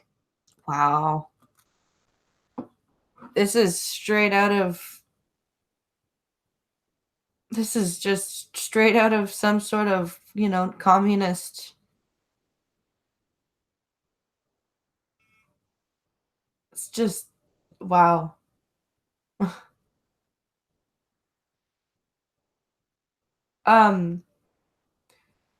Isn't it funny how Google is so easy to be used, or so useful for governments to spy on their people, says Jack Gunsky. I know, right? Isn't it just crazy? Let's see here. A 22-year-old who was identified as the administrator of a Telegram group sharing information about the protests was also arrested on public nuisance charges. Jackie fears that, amid all this, student leaders involved in Wednesday's protests may be targeted because of their high profile. Yeah, that's what happens in a revolution. I've been sleeping at my student union office because I'm afraid of being detained if I go home, she says. This is typical of a more broken relationship with law and order officials, and compared to earlier protests, these activists have diminished faith in police. Currently on Thursday, rumors circulated that police intended to search student bedrooms at a dormitory at the University of Hong Kong, where 2 residents had been arrested the previous day. You are currently on a link. 113919 link. Amid the panic, students quickly called local legislators and lawyers, who surrounded the building, although ultimately, no police entered the hall. Dan says police actions during the Occupy protests. Link, where a number of police were jailed for beating up a protester. Semicolon had also damaged his trust. Before that, I believed police were supposed to be law-abiding and help citizens. Now, I realize that some police may let their personal emotions get the better of them. Yes, they might. When you live in a place like that, it's a scary situation. It's just Mao's Great Leap Forward version 3.0. Yep. Image caption doesn't end. Image cop. Getty image cap. End of. These students and young workers seem more willing to defy public assembly laws and risk arrest for a cause than previous generations of protesters. They argue they have more to fight for, as they have come of age in a more precarious political environment. You are currently on it.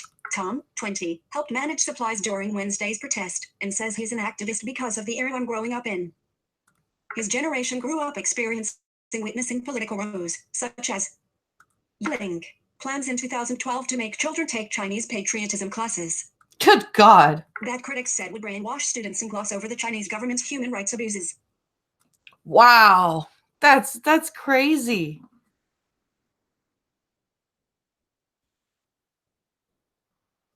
That's insane.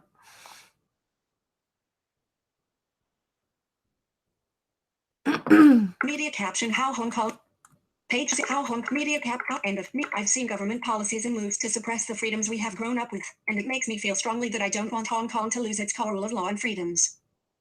Other young people have complained about government policies, including the recent introduction of Link, a law punishing those who disrespect the Chinese national anthem, the disqualification of pro-democracy and pro-independence legislators, and the jailing of a pro-independence activist. List 3 item: Black Square, Link. At Hong Kong's Black Link. Beijing's struggle to and many of what the Occupy protests have left a clear, if complicated, legacy for today's protesters. Many of Wednesday's protesters were too young to take part in 2014 protests, but see them as both an inspiration and a lesson learned. So this is very interesting because this is like when you hear about people like Antifa in the States or Canada protesting shit, you look at people in, say, Hong Kong and what they're protesting, and you just want to smack these Antifa idiots in the face and go to Hong Kong, go to China, go over there and look at their government, and then come back and tell us how fascist our government is. Seamus says, that's why I'm anti-government enforced schooling, because it's just another indoctrination technique, just like in China. Yep. I do worry about what the public schools will be teaching Alex and Logan, especially now.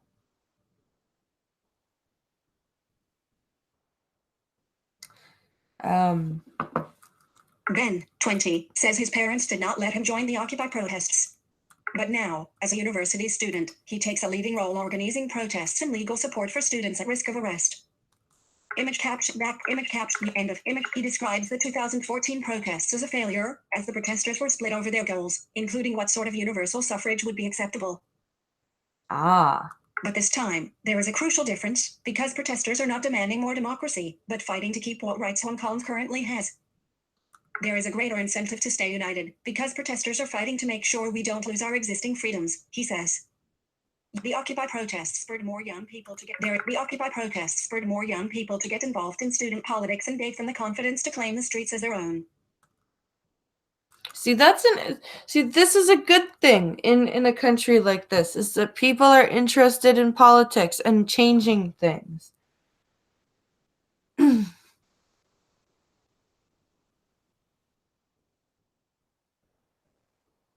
Hey, Maddie. Same with the new Black Panthers, says Jolly Rogers Bilgewater. Jackie, who helped run a first aid station last Wednesday, describes them as her political awakening. Previously, I was not that involved in politics, but the movement made me realize how important it is. They also taught today's youth just how to prepare for standoffs with the police. You are currently on one university campus. Students stockpiled dozens of bags and cardboard boxes of medical supplies, such as inhalers for people affected by tear gas, and saline water to wash away pepper spray. Students said many items had also been donated by members of the public. That's actually kind of cool. The members of the public had donated some protest stuff, some protest gear.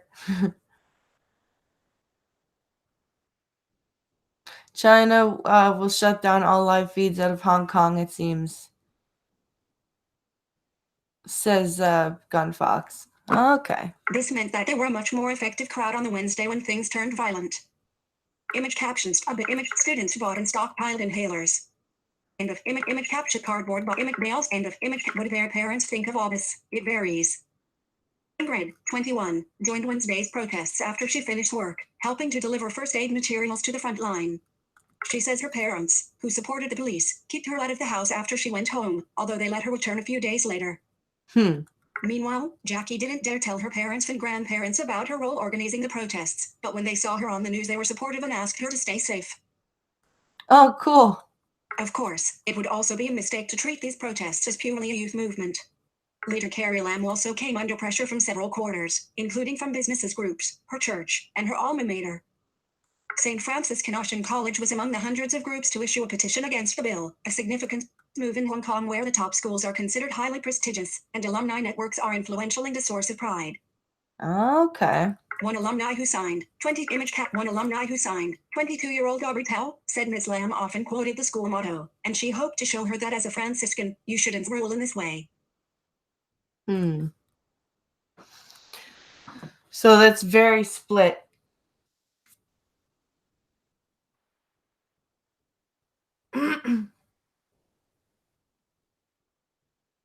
Willingness towards self sacrifice seems to be the best way to tell the difference between honest protesters and self interested ones. That's a good point.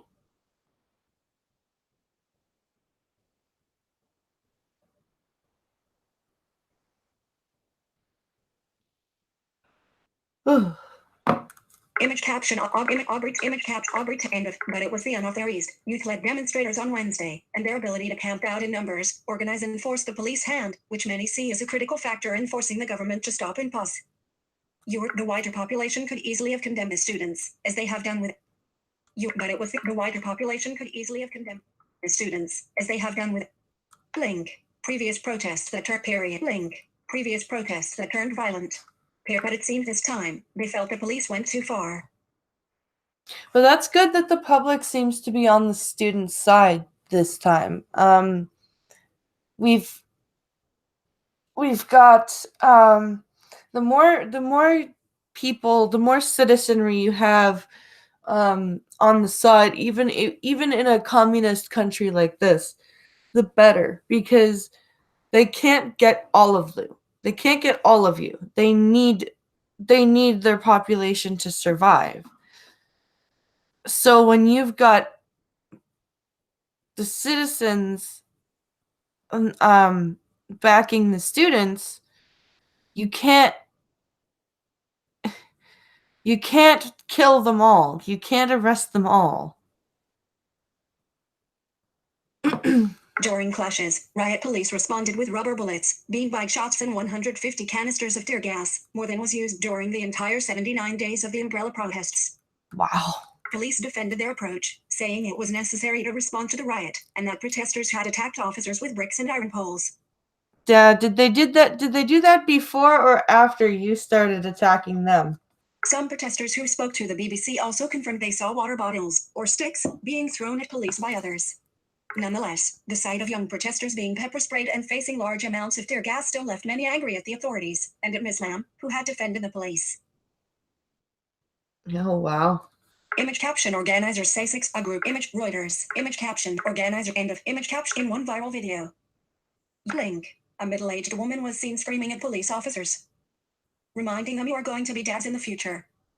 You were following the clashes. Church groups went to join the protesters on the streets, singing hallelujah to the police for hours. Wow. This is a big deal.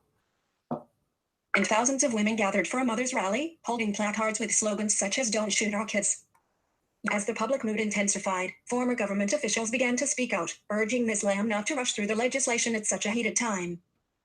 Even some pro-Beijing lawmakers and officials started calling for a delay, admitting they had underestimated the public reaction to the bill, a significant response in a legislature where only about half the seats are directly elected by the public, and pro-Beijing groups hold the balance of power. Way to go, protesters. Image caption protest Carrie Lam image AF image caption protester end of image. It's not clear where Hong Kong goes next. Ms. Lam announced on Saturday that the bill would be paused, but even more people took to the streets on Sunday, demanding it be withdrawn entirely. Some at Sunday's rally were protesting for the first time, saying they had come out to take a stand against police violence and show their support for the young protesters. What is clear is that the events have changed perceptions of protests in Hong Kong. You are currently on a tech image caption journalist. End of Com says the anti-extradition movement broke through the past. End of Com says the anti-extradition movement broke through the past 30 years of protest traditions. We never would have thought before that singing hymns in front of police for hours, mothers gathering for a protest, or reporters wearing their riot gear in a silent protest would have worked. Ingrid, who says she was tear gassed for the first time in her life on Wednesday, described the experience as agonizing. It stung, I couldn't see, and I was in a dress and boots. I didn't know that water reacts with the itchiness, so when I took a shower I actually felt like I was in hell. It was scalding. I never want to hear that popping sound of a gas canister again. Wow. I didn't know that happened either. That if you took a shower after being gassed, that it would make it worse. I had no idea about that. Wait, isn't Christianity illegal in China? I don't know.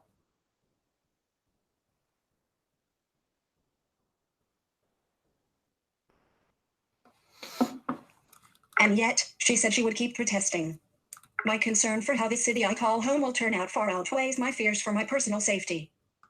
Names have been changed. So that's the end of that story, guys. And see, this is when you have an actual need for protest. Is when you have oppressive, dictatorial governments. And these kids were incredibly brave, and they did some pretty brave stuff. I think. Oh yeah, the only thing you want to clear tear gas is air. Huh. Yeah, don't take showers involving gas. Jew will regret it. Oh Lord. Warm shower opens pores. Hmm.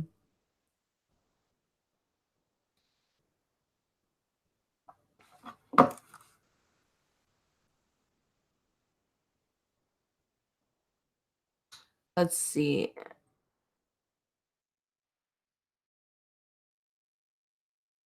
Let's see. I think we've got time for one or two more stories.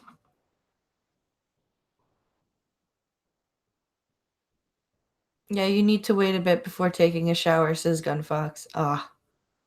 Milk for pepper spray, says Jolly Roger. Oh, interesting. Police apology after police threatened to shoot black family. Oops. Whoopsie. This is from Arizona, Phoenix. So, Phoenix mayor apologizes after police threatened to shoot black family. This is from 3 hours ago from the BBC. So, let's read about this now. The mayor of the U.S. city of Phoenix has apologized after a video allegedly showing police threatening to shoot a black family went viral. Officers were responding to an alleged shoplifting incident last month when the video was recorded. Police officers can be seen shouting at the family to get out of their vehicle before threatening them. Okay. The parents say they did not realize their 4-year-old had taken a $1, 0 British pounds .79 Barbie doll from a store. Oh no, 4-year-old just kind of reached up off the shelf and grabbed the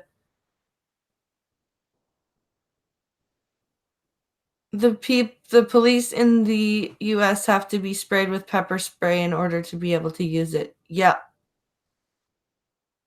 It's acidic milk basic science. Ah. So rumors of war. Yeah. Mayor Kate Gallego said the officers' actions were completely inappropriate and clearly unprofessional. List 2 items. Black square link. End of Ms. Gallego said in a statement, there is no situation in which this behavior is ever close to acceptable. As a mother myself, seeing these children placed in such a terrifying situation is beyond upsetting. Yeah, kids. I mean, you do need to watch your kids, especially in stores, especially when they're little like that, because they do have wandering hands.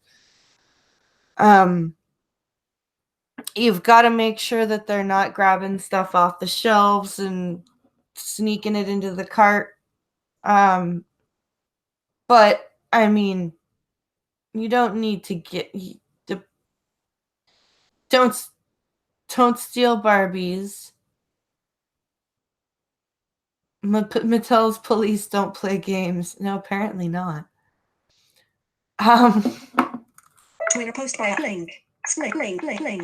My statement on the May 27th Phoenix police incident. Link. Okay, that's the mayor's Twitter. Presentation. I am deeply sorry for what this family went. I am deeply sorry for what this family went through, and I apologize to our community. She said that the city was speeding up the implementation of body-worn cameras. A community meeting about the incident will also be held on Tuesday. Oh, they don't wear body cams, huh? Interesting. So police in Phoenix don't have to wear body cams right now.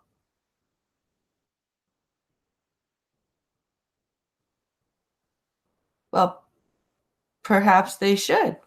In the video, Aisha Harper can be seen emerging from the car with her 2 young children. The children are handed to a bystander and Ms. Harper is arrested. Wow. The footage also shows another man, Draven Ames, being kicked in the legs as he is handcuffed by an officer. The couple are preparing to sue the city for $10 million over the incident. I don't blame them. Rapper Jay-Z's Rock Nation company has offered the pair legal support. Oh, wow.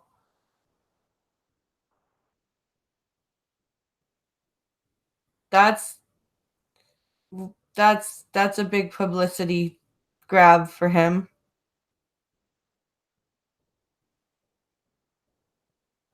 That city is screwed. Rock Nation Managing Director of Philanthropy Dania Diaz Link said in a statement, "We are calling for the immediate termination of the police officers in question. We are committed to supporting the family to ensure justice is served." Link. Ms. Harper, I really thought he Link. Ms. Harper, who is pregnant, told CNN, "I really thought he was going to shoot me in front of the kids." Wow. She said She's that she pregnant too. She said that she gave her 2 children to a bystander. She didn't trust the. She said that she gave her 2 children to a bystander. She didn't trust the police. Phoenix Police Chief Gary Williams said on local news that she was sorry this incident happened and that it was being investigated. The officers involved have been assigned desk duty while the investigation takes place. Desk duty. They haven't even been suspended. They've just been assigned desk duty. That's kind of sad. Heading level 2, related topic. So that's that article. Well done, Phoenix Police. Very well done indeed.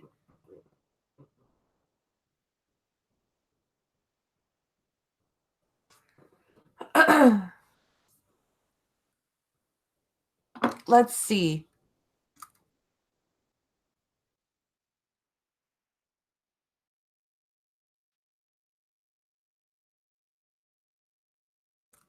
Samsung tells homes to... Wait, what? This is our last story.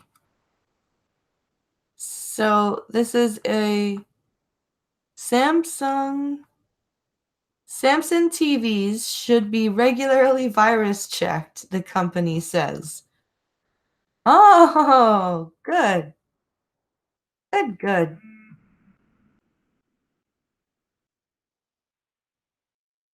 Here we go. Samsung has advised owners of its latest TVs to run regular virus scans. I had a video on the Samsung Support USA Twitter account demonstrates the more than a dozen remote control button presses required to access the submenu needed to activate the check.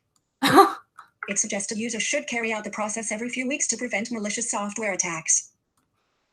The fact that you need to antivirus check your TV is kind of sad, Samsung. It's like more than kind of sad. It's very sad. The suggestion surprised cybersecurity specialists, who said the public would be unlikely to go to the trouble.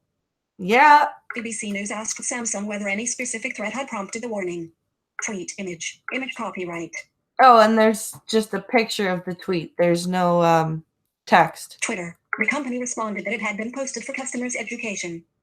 However, it also deleted the post at about the same time. The 19-second video guide had been watched more than 200,000 times. You were currently... It deleted the post the same time the BBC asked them what the hell that meant. Oh, boy. Oh, boy. Why are they not hardwired? I don't know. It was an inevitability, says Izu. Never say you have nothing to do because the army will say, or the army will find things to do. Like, let's go to the gas chamber. Let's go to riot control training. Yeah, never say you're bored. Never say you're bored. Heading level 2, pointless advice. Samsung's recent smart TVs run off a version of its proprietary operating system, Tizen, and often come preloaded with McAfee Security for TV antivirus software. One security advisor had described the tweet as being pointless advice that would be a waste of time to follow. There is a tiny number of known malware that might attack a TV, said Ken Monroe, of Pen Test Partners. I've seen one case of a ransomware infection, but the prospect of it happening to most users is very small. Yeah. A better solution would be for Samsung to automatically update its operating system for you. Yes, it would. But that would make sense.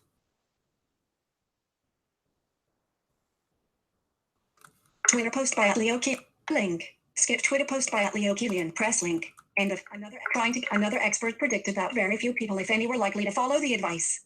This is very true.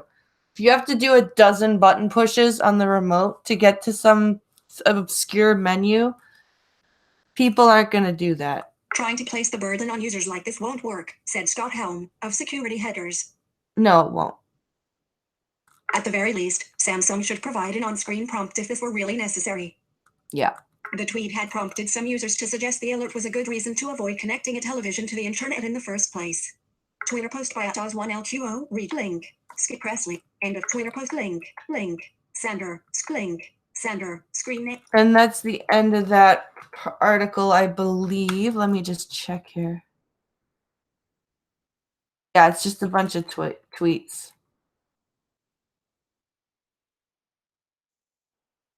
And then it says, in 2015, when it warned customers not to discuss personal information in front of the displays as it can transfer to third parties. Oh, of course.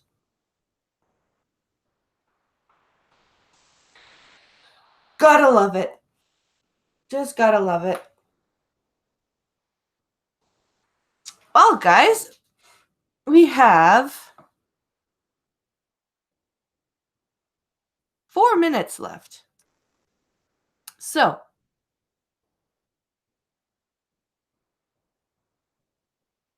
no, I despise any device that updates without my permission. Yeah. I bet they counted moving up and down the menus as button presses. Probably. See, I got the TV that's just before all this bullshit, says Pincalo. Was able to be done. Yep. Yep, you did.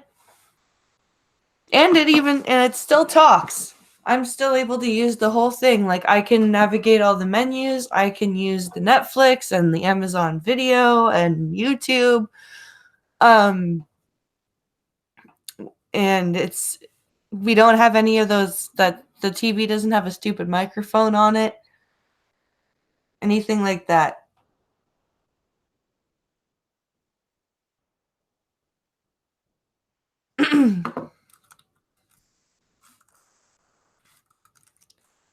Let's see here. So yeah, we've got 3 minutes left, guys. So if you guys have anything you want to say, now's your time.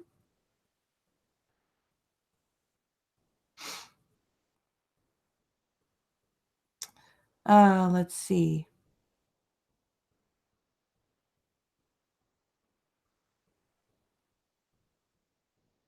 So tomorrow, I hope everybody comes back for another version of the coffee stream at noon Eastern, 11 a.m. Central.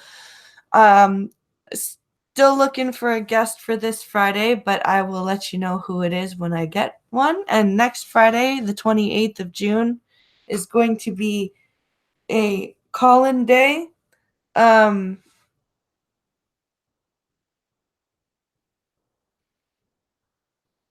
think it's the 28th of June next Friday, because this Friday's the 21st. Yes, it is the 28th next Friday. So next Friday is going to be call-in day. This Friday, I'm still looking for a guest. And I will let you know who that is when I find them. Remember, tomorrow, noon Eastern, 11 a.m. Central, for another coffee stream. Wednesday will be Wednesdays with Skep. I hope everyone... Gunfox says, I'll be out of the state and working for the next 2 weeks. Oh, well, you know what? Have a good trip, dude. Be safe. I hope everyone has an amazing day. I hope you all enjoyed the stream today. Thank you for watching. I hope you will come back tomorrow. And again, hope you have a great day, everybody. See you tomorrow. And with that, I am signing off.